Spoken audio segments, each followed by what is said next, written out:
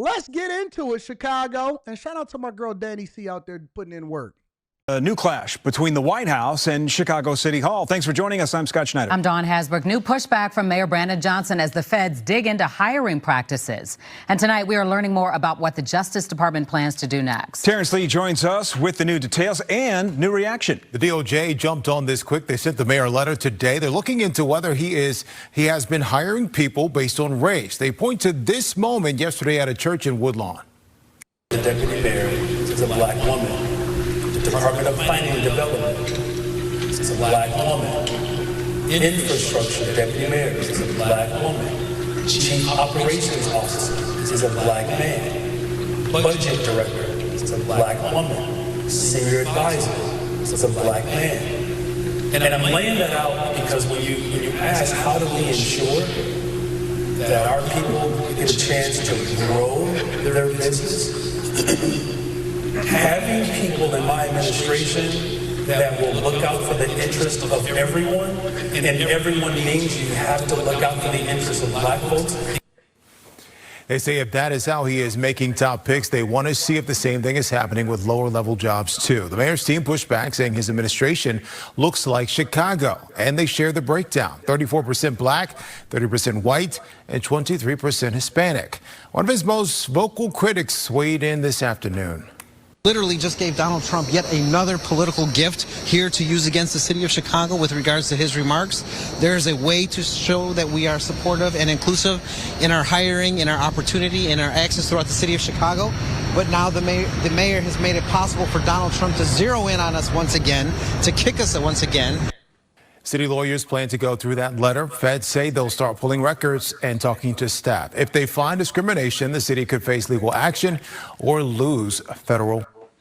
So they're putting at risk federal funding. And see, before I comment, I want to go and get the full context of the speech. So I did a little bit of digging, and I don't want to just automatically assume, because sometimes you get a small clip and that's the end of the conversation. So I decided that I wanted to get the full clip. Now, he was sitting in a church. I hate when I see politicians on a pulpit in church or giving a speech. It aggravates me to my soul, to my core.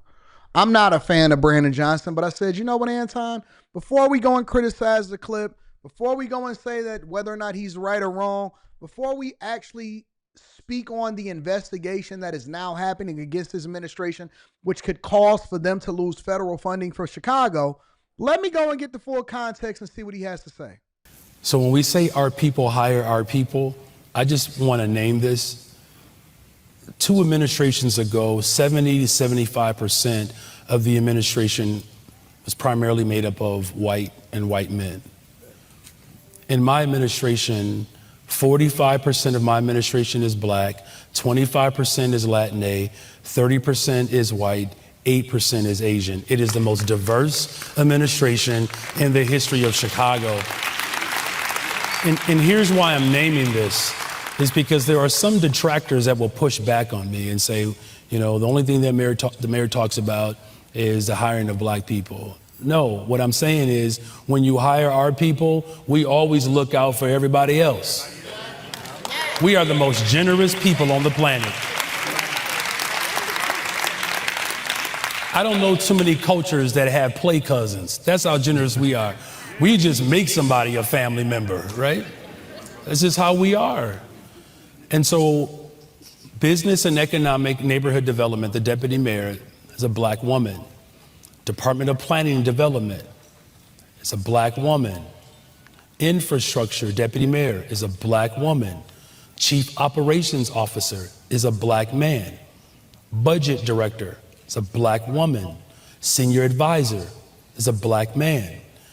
And I'm laying that out because when you ask how do we ensure that our people get a chance to grow their business, having people in my administration that will look out for the interest of everyone, and everyone means you have to look out for the interests of black folks because that hasn't happened. That's how we ensure long-term sustainable growth, because the BOA construction as a prime, now he has control of all of the subcontractors as well.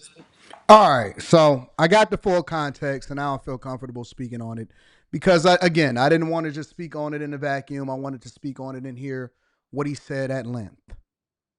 At no point did he say that he was hiring people that were the most qualified for the job.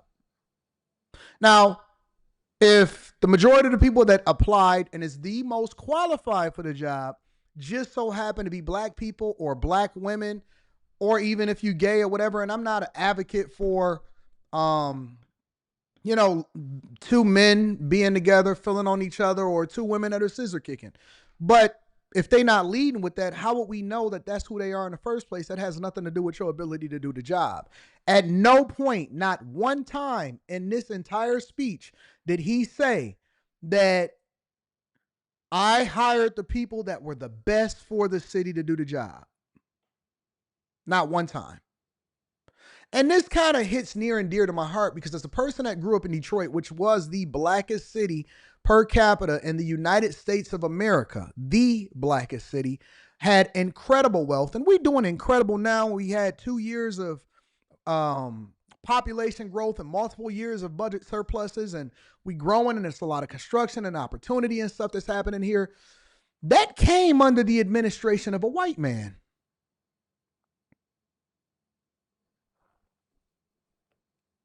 That had a business background, who came from running hospital systems as a CEO of DMC and turned that around. And because of his reputation of building great business relationships while also understanding community dynamics, he put the best people in place for the jobs. Now, the majority of the people that he wound up hiring for the jobs, which included the police chief and things like that, they just so happen to be black. But their concern was doing the best for the community and doing the greatest job that they can with respect to the job, not based off of whether or not they were black or they were white. Had nothing to do with the conversation whatsoever. And I always try to take that into consideration. And the reason that is because I want the best for whatever it is that I'm doing. I don't care who it is that's bringing the best forward. I don't care. Mayor Mike Duggan, who is now about to run for governor of Michigan, and as of right now, I haven't seen any other candidates, is probably going to get my vote for governor of Michigan, has done a phenomenal job turning the city around since the 2008 bankruptcy that happened in the city. And he did it because he was not focused on identity. He was focused on how can I get people to buy in to do the best thing that's for the city and do the best thing on a job. Conversely, when I look at Chicago and the fact that they are facing billion-dollar budget deficits every single year, and he's more concerned about whether or not the woman is black that is over a certain planning committee, is crazy to me.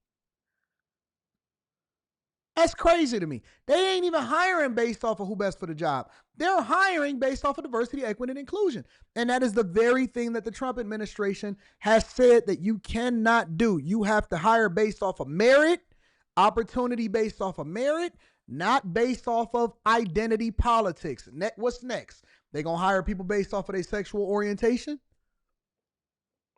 How many bodies you got? We got to hire so many felons this time now? We going with that too? When does the separation and the identity politics stop playing a role in whether or not you hire the best person for the job? This is why you cannot hire school teachers or vote school teachers to become mayor of Chicago. Now, they facing another $1.14 billion budget deficit. Last year is $942 million. This year, $1.1 billion. Next year, $1.3 billion. Next year after that, they projecting for it to another be a $1 billion budget deficit. Your property taxes is going. How much more you want to pay in your property taxes because you got incompetent people that's running your city?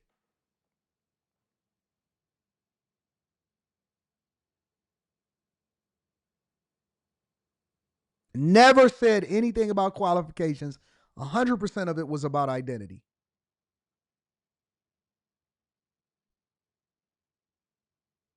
You're right. Yes, Jessel. I am scared. How come everybody that criticize? Yo, I don't see one person that's critical of me that got a profile picture.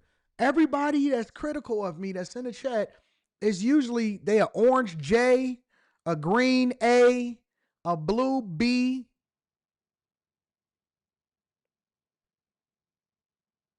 Nobody that criticizes me has actually got a profile picture. Why? Are you scared? Are you a coward? You scared that somebody gonna find out that you got the fries cold and you didn't put them in the bag fast enough? Twisted Logic says there's no such thing as merit, never has been. Well, that would come from somebody that probably never been to college. They don't believe in merit. They don't believe in certifications. They don't believe in qualifications. They don't believe in work experience. They don't believe in any of that. That comes from people that says stuff and they believe that jailhouse lawyers should go ahead and get the bar. I see all of the, listen, if y'all don't know by now, chat lives matters. One of the things that we do over here on the Millionaire Morning Show is we interact with the chat.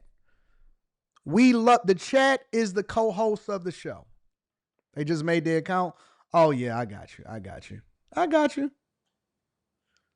I get it. So usually they have an account and then they make a troll account because they don't want nobody to know who they are. I got you.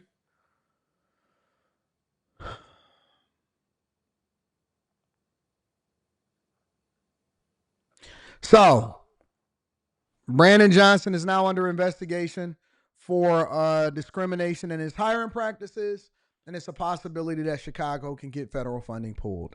Y'all should be happy at y'all mayor. Congratulations. Make sure you hit a like for the algorithm, subscribe to the channel, and turn on your notifications.